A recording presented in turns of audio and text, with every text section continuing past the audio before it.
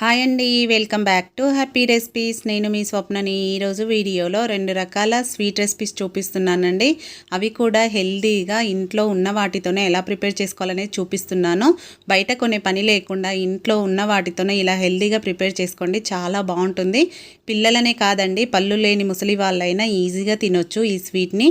2-3 రోజుల వరకు కూడా స్టోర్ చేసుకోవచ్చు. ఇక్కడ ముందుగా జొన్న పిండితో ఎలా చేసుకోవాలో చూపిస్తున్నాను. జొన్న పిండితో రొట్టెనే కాకుండా ఇలా స్వీట్ చేసుకున్నారంటే చాలా బాగుంటుంది. పిల్లలు అయితే 1కి 2 లాగించేస్తారు, అంత బాగుంటుంది. కాబట్టి ఇంకెందుకండి ఆలస్యం, లేట్ చేయకుండా ముందుగా జొన్న పిండితో చేసే స్వీట్ రెసిపీని వీడియోలోకి వెళ్ళి చూసేయండి. ముందుగా స్టవ్ పైన వెడల్పాటి ప్యాన్ ఒకటి పెట్టుకోవాలి. దాంట్లోకి ఇక్కడ నేను 1 కప్పు జొన్న పిండి తీసుకుంటున్నాను. నేను జొన్నలు తెచ్చి పిండి పట్టించి పెట్టుకున్న పిండి అండి. మీకు కావాలంటే బయట సూపర్ మార్కెట్లో అయినా జొన్న పిండి దొరుకుతుంది. ఇప్పుడు ఆ పిండిని దాంట్లో వేసుకున్నాక ఒక 1/2 కప్పు నెయ్యి వేసుకుంటున్నాను. 1 కప్పు జొన్న పిండికి 1/2 కప్పు నెయ్యి అనేది పర్ఫెక్ట్గా సరిపోతుందండి. మీరు కావాలంటే ఇంకొంచెం తగ్గించి కూడా వేసుకోవచ్చు. 1/2 కప్పు వేసుకున్నా సరిపోతుంది. కాకపోతే 1/2 కప్పు అనేది నెయ్యిలో బాగా పిండి ఉడకడానికి బాగుంటుంది. కాబట్టి ఇక్కడ నేను 1/2 కప్పు వేసుకున్నాను. ఈ పిండి అంతా నెయ్యిలో బాగా కలిసేలాగా కలుపుకోవాలి. మంటను మాత్రం లో ఫ్లేమ్లోనే పెట్టుకొని ఈ పిండిని నెయ్యిలో బాగా ఉడికించుకోవాలి. చూడండి, ఇలా లో ఫ్లేమ్లో పెట్టి ఉడికించుకోవాలి. ఇప్పుడు ఈ పిండి ఉడికేలోపు మనము బెల్లం సిరప్ని రెడీ చేసుకుందాము. నెక్స్ట్ స్టవ్ పైన ఒక బౌల్ పెట్టుకోవాలి. దీంట్లోకి మనం ఏ కప్పుతో అయితే జొన్న పిండి తీసుకున్నామో అదే కప్పుతో బెల్లం తీసుకోవాలి. అలాగే 2 కప్పుల వాటర్ వేసుకోవాలి. 1 కప్పు బెల్లంకి 2 కప్పుల వాటర్ వేసుకోవాలి. ఇప్పుడు మీడియం ఫ్లేమ్లో పెట్టుకొని బెల్లంని కంప్లీట్గా కరిగించుకోవాలి. మనకి ఇక్కడ ఎలాంటి పాకం అవసరం లేదండి, జస్ట్ బెల్లం కరిగితే సరిపోతుంది.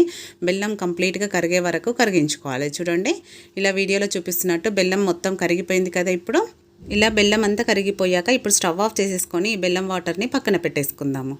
అంతలోపు మనకు జొన్న పిండి కూడా దగ్గర పడి ఉంటుంది. చూడండి, లైట్గా కలర్ కూడా చేంజ్ అయిపోయింది. ఇలా కలర్ చేంజ్ అయిపోయి పైన నొరగలాగా వస్తూ ఉంటే మనకు జొన్న పిండి అనేది పర్ఫెక్ట్గా వేగినట్టు, మంచి స్మెల్ కూడా వస్తుంది ఇది వేగేటప్పుడు. చూడండి, ఇది వేగిపోయింది కదా. ఇప్పుడు బెల్లం సిరప్ ఉన్నాయి కదా, అవి కొంచెం కొంచెంగా వేసుకోవాలి. మొత్తం ఒకేసారి వేయొద్దండి. నేను ఇక్కడ ఒక 1/2 వేసుకొని అది ఏమాత్రం కూడా ఉండలు కట్టకుండా నీట్గా కలుపుకోవాలి. ఈ బెల్లం వాటర్ అనేది నీట్గా పిండిలో కలిసేలాగా కలుపుకోవాలి. మనం కొంచెం లేట్ చేసినా ఇది ఉండలు కడుతుంది, కాబట్టి జాగ్రత్తగా కలుపుకోవాలి. ఫస్ట్ సగం వేసుకొని ఇలా మంచిగా కలుపుకున్నాక నెక్స్ట్ మిగతా వాటర్ని కూడా వేసేసుకోవాలి. ఇప్పుడు దగ్గర పడింది కదా. ఇప్పుడు నెక్స్ట్ మిగతా వాటర్ కంప్లీట్గా వేసేసుకుంటున్నాను. ఇలా స్ట్రైనర్ ద్వారా వడగట్టుకోవడం వల్ల బెల్లంలో ఏమైనా డస్ట్ ఉంటే కూడా తీసుకోవడానికి ఈజీగా ఉంటుంది. కాబట్టి ఇలా కంప్లీట్గా వాటర్ అంతా వేసుకున్నాక అదంతా పిండిలో బాగా కలిసేలాగా కలుపుకోవాలి. మనకు హల్వాలాగా రావాలి కాబట్టి ఉండలు అనేది లేకుండా నీట్గా కలుపుకోవాలి. ఫాస్ట్గా కలుపుకోవాలండి, లేదంటే ఉండలు కట్టేస్తూ ఉంటుంది. చూడండి, ఇలా వీడియోలో చూపిస్తున్నట్టు ఇలా కొంచెం దగ్గర పడినాక దీంట్లోకి మంచి ఫ్లేవర్ కోసం ఇలాచీ పొడి వేసుకుంటున్నాను. అలాగే మంచి కలర్ కోసం ఫుడ్ కలర్ వేసుకుంటున్నాను, రెడ్ ఫుడ్ కలరు. ఇది పూర్తిగా ఆప్షనల్ అండి, మీకు నచ్చితే వేసుకోండి, లేదంటే వేసుకోకపోయినా బాగానే ఉంటుంది. నేను ఇక్కడ వీడియో కోసం మంచి కలర్ఫుల్గా కనిపించడం కోసం వేస్తున్నాను. మీరు ఇంట్లో తినడానికైతే వేసుకోకపోయినా పర్వాలేదండి. చూడండి, మనం ఇలా కలుపుతూ ఉండగానే దగ్గర పడుతూ ఉంటుంది. కలర్ వేయడం వల్ల మనకి ఈ విధంగా కనిపిస్తుంది. ఆల్రెడీ మనకు నెయ్యి కూడా బయటకు వచ్చేస్తుంది. ఇప్పుడు రెడీ అయిపోయినట్టే. ఇంకొక నిమిషం పాటు ఇలా కలుపుతూ ఉడికించుకుంటే, లో ఫ్లేమ్లోనే ఉడికించుకోవాలండి. నెయ్యి కంప్లీట్గా రిలీజ్ అయింది కదా. ఇప్పుడు మనకు స్వీట్ రెడీ అయిపోయింది. ఇప్పుడు స్టవ్ ఆఫ్ చేసేసుకుందాము. చూడండి, నెయ్యి అంతా పక్కకు వచ్చేసింది. మీరు కావాలంటే దాన్ని సపరేట్ కూడా చేసుకోవచ్చు. ఇప్పుడు నేను ఇక్కడ కేక్ బౌల్ తీసుకుంటున్నాను. మీరు మీ దగ్గర కేక్ బౌల్ లేకపోతే స్టీల్ ప్లేట్లో దేంట్లో అయినా వేసుకోవచ్చు అండి. నేను ఇక్కడ కేక్ బౌల్కి నెయ్యిని అప్లై చేసేసుకొని దాంట్లోకి వేసేసుకుంటున్నాను. మనం నెయ్యి అప్లై చేయకపోయినా పర్వాలేదు, దాంట్లో ఆల్రెడీ నెయ్యి ఉంటుంది కాబట్టి ఈజీగానే వచ్చేస్తుంది. ఇప్పుడు ఇలా ప్యాచ్లతో సెట్ చేసుకోవాలి. కరెక్ట్గా ఈక్వల్గా సెట్ చేసుకుంటే మనకు సమానంగా వస్తుందన్నమాట. ఇలా సెట్ చేసుకున్నాక 2 సార్లు ట్యాప్ చేసేసుకొని ఒక 15 నుంచి 20 నిమిషాల పాటు పక్కన పెట్టేసుకోవాలి. అది కంప్లీట్గా చల్లారాలన్నమాట. చూడండి, నేను ఇక్కడ కంప్లీట్గా చల్లారినాక చూపిస్తున్నాను. ఇప్పుడు ఒక ప్లేట్తో డిమోల్ చేసుకుంటే ఈజీగా వచ్చేస్తుందండి. మనం నైఫ్తో గ్యాప్ తీయని అవసరం లేదు, అది కేక్ లాగా డైరెక్ట్గా వచ్చేస్తుంది. చూడండి ఎంత పర్ఫెక్ట్గా వచ్చిందో స్వీటు. చూస్తుంటేనే నోరు ఊరిపోతుంది కదా. మంచి కలర్ఫుల్గా ప్లేట్ గిన్నె కూడా ఎక్కడ అతుక్కోలేదు చూడండి. ఇప్పుడు మనం దీన్ని పీసెస్ లాగా కట్ చేసుకోవాలి. ఇంకొకటి మీరు ఇక్కడ మెయిన్ గుర్తుపెట్టుకోవాల్సింది ఏంటంటే స్వీట్ కంప్లీట్గా చల్లారినాకనే మీరు ఇలా పీసెస్గా కట్ చేయాలండి. కొంచెం వేడిగా ఉన్నా అది అతుక్కుంటుంది, మనకు కరెక్ట్గా కట్ అవ్వదనమాట. పూర్తిగా చల్లారినాకనే ఇలా పీసెస్గా కట్ చేయండి. చూడండి, చూస్తుంటేనే యమ్మీ యమ్మీగా నోరు ఊరిపోతుంది కదా. ఈ స్వీట్ని పిల్లలే కాదండి పెద్దలు కూడా ఎంతో ఇష్టంగా తింటారు. అలాగే ఇది ఫ్రిడ్జ్లో పెడితే వారం రోజుల వరకు నిల్వ ఉంటుంది. అదే బయట అయితే 3 రోజుల వరకు పాడవకుండా ఉంటుంది. జొన్న పిండితో హెల్దీగా చేసుకునే ఈ స్వీట్ని తప్పకుండా మీరు ఈసారి ఇంట్లో ట్రై చేసి మీ వాళ్ళకి చేసి పెట్టండి. చేసి పెట్టాక వాళ్ళు ఏం చెప్పారనేది కూడా మీ ఫీడ్బ్యాక్ని పెట్టండి. అలాగే ఈ వీడియో మీకు నచ్చితే ఒక లైక్ చేయండి, మీ ఫ్రెండ్స్ రిలేటివ్స్తో షేర్ చేసుకోండి. నచ్చింది కదండి, చాలా బాగుంది కలర్ఫుల్గా. ఇప్పుడు మన నెక్స్ట్ చేయబోయే స్వీట్ రెసిపీ ఏంటనేది లేట్ చేయకుండా చూసేయండి. మరి అప్పటికప్పుడు ఇంట్లో ఉండే వాటితోనే ఇలా హెల్దీగా చేసి పెట్టండి, చాలా బాగుంటుంది. ఎలాంటి నెయ్యి కానీ పాలు కానీ పంచదార కానీ అవసరం లేకుండా కొబ్బరి, అటుకులు, బెల్లంతో చేసుకునే ఈ స్వీట్ చాలా హెల్దీ, టేస్ట్ కూడా చాలా బాగుంటుంది. చాలా ఈజీగా కూడా ప్రిపేర్ చేసుకోవచ్చు. కాబట్టి తప్పకుండా ఈసారి ట్రై చేయండి. టేస్టీ అయిన ఈ స్వీట్ రెసిపీని ఎలా ప్రిపేర్ చేసుకోవాలనేది లేట్ చేయకుండా వీడియోలోకి వెళ్ళిపోయి చూసేద్దామా. మరి ముందుగా ఇక్కడ పచ్చి కొబ్బరిను ఇలా చిన్న చిన్న ముక్కలుగా కట్ చేసుకున్నాను. ఇక్కడ నేను టోటల్గా ఒక కొబ్బరికాయ తీసుకున్నాను. దాని నుంచి మొత్తం ఇలా తీసుకొని చిన్న చిన్న ముక్కలుగా కట్ చేసుకున్నాను. మీరు కావాలంటే కొబ్బరికున్న బ్లాక్ని తీసేసి కూడా వాడుకోవచ్చు. నేను ఇక్కడ పాలు మాత్రమే తీసుకుంటున్నాను కొబ్బరి నుంచి, కాబట్టి ఇలా కట్ చేసుకున్నాను. నేను బ్లాక్ పార్ట్ తీయలేదండి. టోటల్గా ఒక కొబ్బరి ముక్క మొత్తం తీసుకున్నాను. ఇలా తీసుకొని సన్నగా స్లైసెస్గా కట్ చేసుకున్న కొబ్బరి ముక్కల్ని ఒక మిక్సీ జార్ తీసుకొని దాంట్లోకి వేసుకోవాలి. మొత్తం ఇలా వేసుకున్న పచ్చి కొబ్బరితో మాత్రమే చేసుకోవాలండి, ఇది చాలా బాగుంటుంది. ఇప్పుడు ఈ కొబ్బరిను మిక్సీ పట్టుకోవాలి. కొంచెం పొడిగా వచ్చే వరకు గ్రైండ్ చేసుకుందాం. ఫస్ట్ ఇలా గ్రైండ్ చేసుకున్నాక చూడండి, వీడియోలో చూపిస్తున్నట్టు నేను గ్రైండ్ చేశాక చూపిస్తున్నాను. ఇలా గ్రైండ్ చేసుకున్నాక నెక్స్ట్ దీంట్లోకి ఒక హాఫ్ గ్లాస్ వాటర్ వేసుకోవాలి. వాటర్ వేసుకుంటే మనకు పాలు అనేది ఈజీగా వస్తాయి. కాబట్టి ఇలా కొంచెం మరీ ఎక్కువ వేయొద్దండి. మనకు కొబ్బరి పాలు చిక్కగా ఉంటేనే స్వీట్ చాలా బాగుంటుంది. కాబట్టి వీలైనంత వరకు చిక్కగా వచ్చేటట్టు చూసుకోండి పాలను. మరి వాటర్ ఎక్కువ వేసి పల్చగా చేయొద్దు. సో అందుకనే కొంచెం వాటర్ వేసుకొని గ్రైండ్ చేసుకోవాలి. ఇలా గ్రైండ్ చేసుకున్న దీన్ని ఇప్పుడు ఒక బౌల్ తీసుకోవాలి. ఈ బౌల్ పైన ఒక కాటన్ క్లాత్ వేసుకోవాలి. చూడండి, ఇలా వీడియోలో చూపిస్తున్నట్టు ఒక కాటన్ క్లాత్ సన్నగా ఉండేది తీసుకోవాలి. ఆ క్లాత్లోకి ఈ కొబ్బరి వేసుకోవాలి. మనకు ఆల్రెడీ కొబ్బరి చూస్తుంటేనే తెలిసిపోతుంది వాటర్ ఎక్కువ వేయలేమని.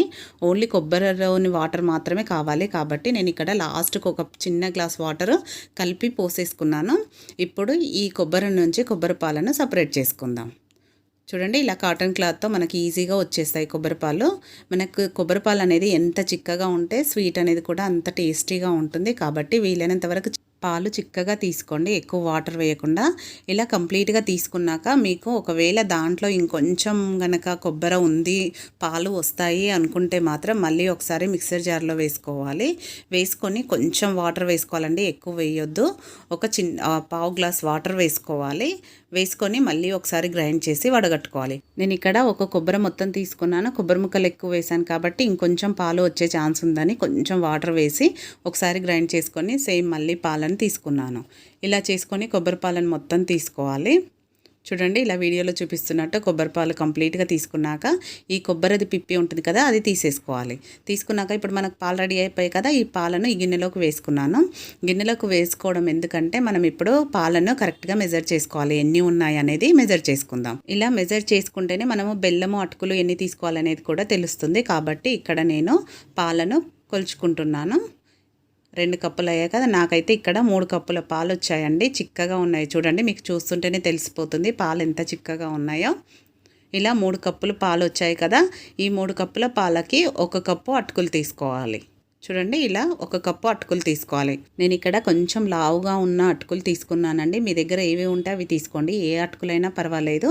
నా దగ్గర లావు అటుకులు ఉన్నాయి కాబట్టి నేను లావు అటుకులు తీసుకున్నాను. ఇప్పుడు ఒక చిన్న జార్ తీసుకొని దాంట్లోకి ఈ అటుకుల్ని వేసేసుకోవాలి. వేసుకొని ఇప్పుడు వీటిని కూడా మెత్తని పౌడర్ లాగా గ్రైండ్ చేసుకోవాలి.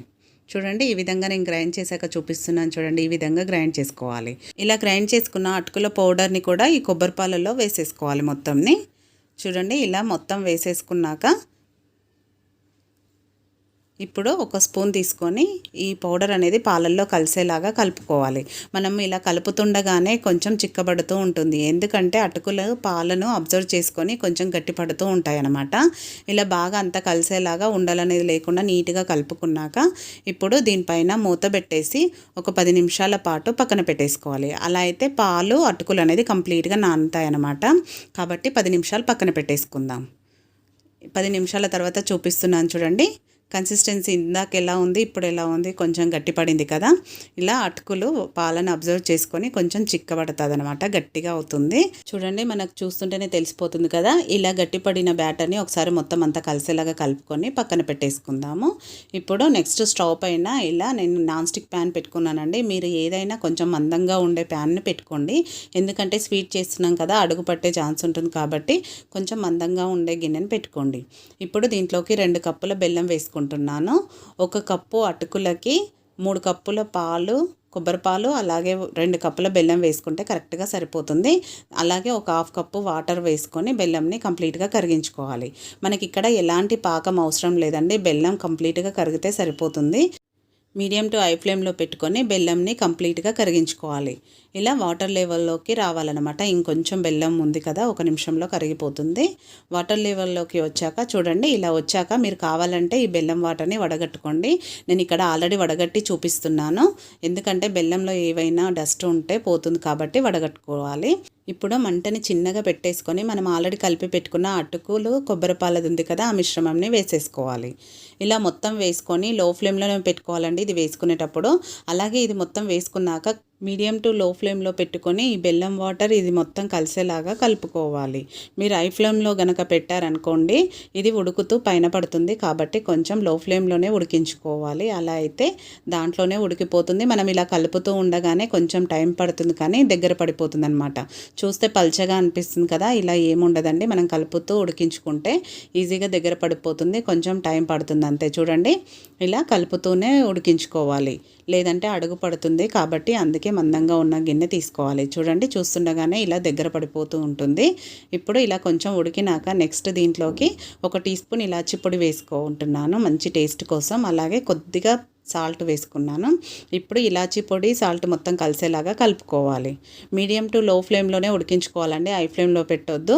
ఇలా కలుపుతూ ఉండగానే చూడండి మనకు ప్యాన్ నుంచి సపరేట్ అవుతుంది.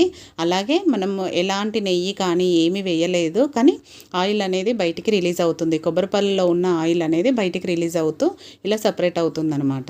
చూడండి, చూస్తుంటేనే మనకు అర్థమైపోతుంది కదా, స్వీట్ దాదాపుగా రెడీ అయిపోయినట్టే. ప్యాన్ నుంచి సపరేట్ అవుతుంది, అలాగే ఆయిల్ అనేది కూడా రిలీజ్ అవుతుందంటే స్వీట్ రెడీ అయిపోయినట్టే.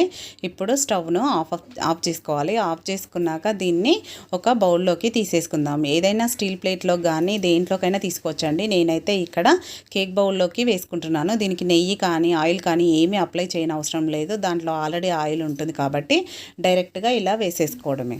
ఇలా మొత్తం వేసేసుకున్నాక స్వీట్ని ప్యాచులతోనే మనము ఈక్వల్గా స్ప్రెడ్ చేసుకోవాలి. స్ప్రెడ్ చేసుకొని ఒక 2 సార్లు ట్యాప్ చేసుకుంటే సరిపోతుందండి. కంప్లీట్గా చల్లారే వరకు పక్కన పెట్టేసుకుంటే మనకు స్వీట్ అనేది రెడీ అయిపోయినట్టే.